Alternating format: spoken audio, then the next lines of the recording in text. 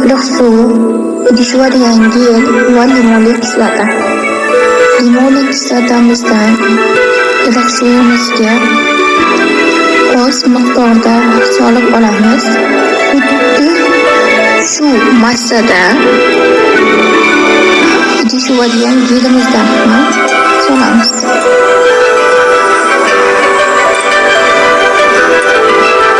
E'tibor beramiz, yaxshilab aralashtiramiz, chunki limonli kislotamiz suvimizda yaxshilab erib ketishi kerak.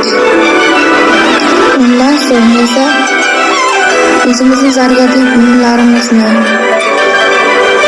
suvimizga solib 1-2 minut yaxshilab aralashtiramiz. Uyingizda pirchetka bo'ladigan bo'lsa, pirchetkadan foydalanishlari mumkin. Hozir men so'zini olganligim sababli pirchetka topa olmadim. Shu sababdan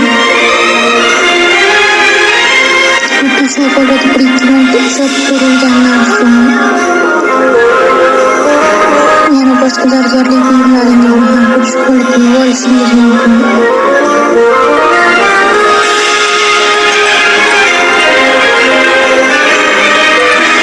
Suvimizda ko'p qolib ketmasligi kerak. Zargarli buyumimiz. Undan so'ng esa o'zimizni oddiy suvimiz, ya'ni sovuqroq suvda yaxshilab chayib olamiz. Limonli kislotamizni ketkazishimiz kerak. Ko'rib turibsiz holatini. Yaxshilab chayilgandan so'ng esa yumshoqqina sochiq bilan zargarli buyumlarimizni artib olamiz. Hech qanday suv qolmasligi kerak.